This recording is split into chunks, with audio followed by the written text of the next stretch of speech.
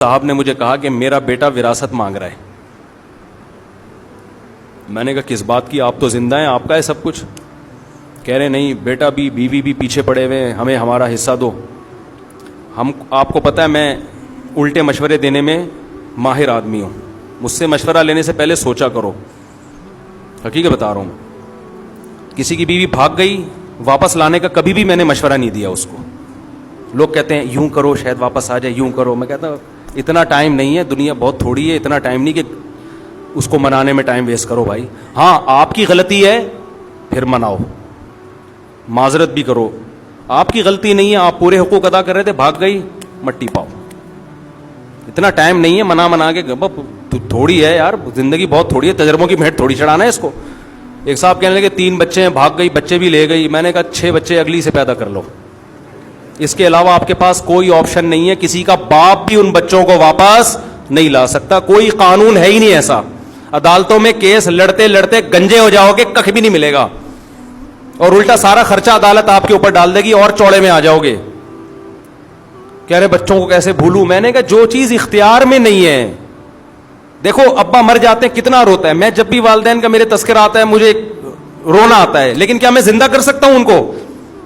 بھائی ایک حقیقت ہے. اب کیا ہے, صبر کے علاوہ آپ کے پاس کوئی آپشن نہیں ہے. بچہ مر جاتا ہے تو تھوڑے دن رو کے صبر کرنا ہے نا. تو جو چیز اختیار میں نہیں ہے اس پہ رونا فضول حرکت ہے, ٹائم ویسٹنگ ہے. سب کچھ آپ کی مرضی کا دنیا میں نہیں ہوگا. بیوی بھاگے, بہت سے لوگوں کی بیویاں بھاگیں گی بھی, بچے بھی لے کے اسٹارٹ ہو جائیں گی. صبر, اس کے علاوہ آپ کے پاس کوئی آپشن, یا تو آپ محلے کے دادا ہو,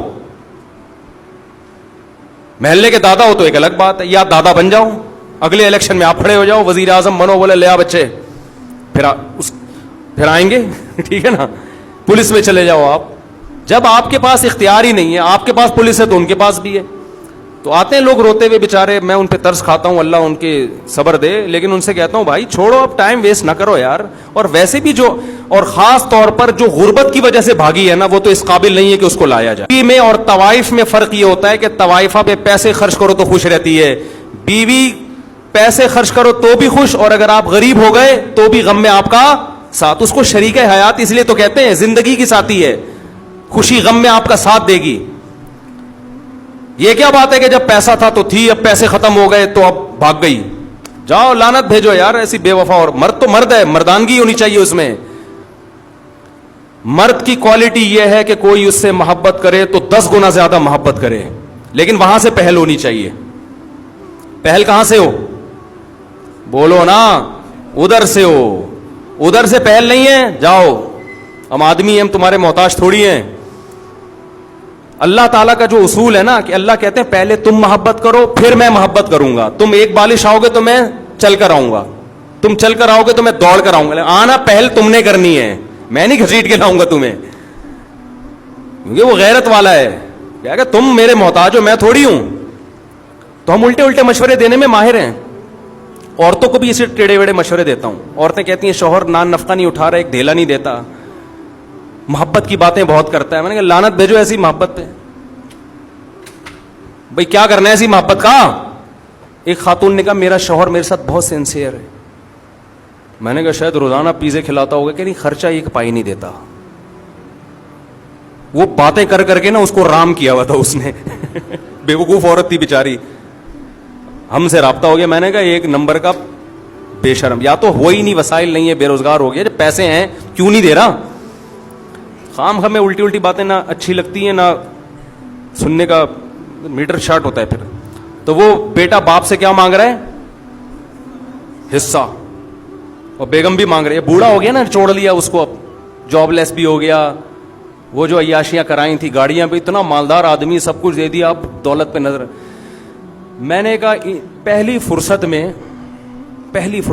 الٹے مشورے, پہلی فرصت میں اس گھر کو بیچو, ساری دولت لے کے اسلام آباد شفٹ ہو جاؤ.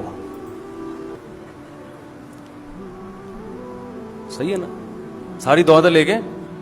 کہہ رہے ہیں یار وہ بیٹا, وہ, میں نے کہا ایسے نالائق بیٹے کا کیا کرنا ہے یار, جو بڑھاپے میں باپ کو خوشی دینے کے بجائے, بیٹا تو وہ ہوتا ہے جو کہے ابا یہ بھی آپ کا اور میں جو کماؤں گا وہ بھی آپ کا.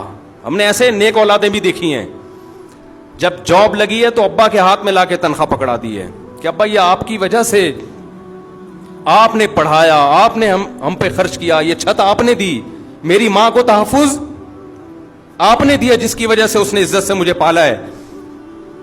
مجھے نہیں چاہیے پیسہ, یہ سب کس کا ہے؟ آپ کا ہے. یہ آپ, ہمارا نہیں ہے. یہ ہمارے شیخ حضرت مفتی رشید احمد صاحب کے والد نے زندگی میں وراثت تقسیم کر دی, اور بہت بڑی وراثت تھی, بہت لینڈ لارڈ تھے, بڑے مالدار تھے. سارے بیٹوں کو پلاٹ دے دیے, جاگیریں دے دی, زندگی میں تقسیم کر دی کہ بھئی میں آرام سے دنیا سے جاؤں گا. 80 سال ان کی عمر تھی, اتفاق سے انہوں نے ایک اور نکاح کر لیا. 80 سال کی عمر میں, بولو بھائی, ایک اور نکاح کر لیا. اللہ کی قدرت, اس سے اولاد پیدا ہو گئی, بیٹا ہو گیا اس سے. تو اب ان کو خیال آیا کہ اس بیچارے کا تو کچھ بچا ہی نہیں ہے, تو سب تو میں بانٹ چکا ہوں. تو سب بیٹوں کو بیٹیوں کو بلایا کہ بھئی دیکھو, میں دوبارہ سے تقسیم کرنا چاہتا ہوں, جس کو میں نے ہینڈ اوور کیا ہے اپنی خوشی سے مجھے جو واپس کرنا چاہے. حضرت فرماتے ہیں ہم نے کہا اپنے والد سے کہ یہ جو آپ کہہ رہے ہیں نا کہ اپنا مال, جو اپنے پلاٹ واپس کر دو, یہ ہمارے اپنے نہیں ہے. فرمایا ہمیں اس کو اپنا کہتے ہوئے شرم آ رہی ہے, ہمارا تو ایک قطرہ نہیں ہے, ایک پیسہ ہم اس زمین پہ خرچ نہیں, یہ تو سب آپ کا ہے.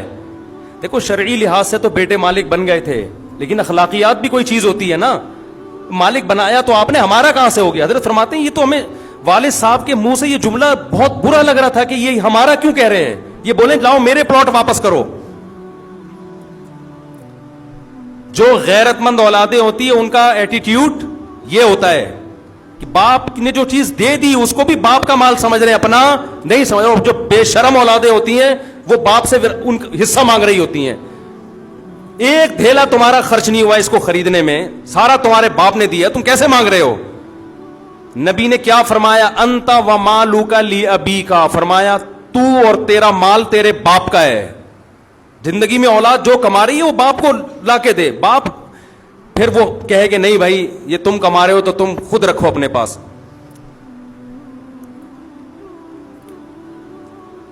تو وہ ابا کہنے لگے کہ جو بیٹا ہے نا وہ یوں کر رہا ہے, تنگ کر کے رکھا ہوا ہے اور ایسے کر رہا ہے. میں نے کہا آپ نے کیوں فری کرایا ہوا اتنا؟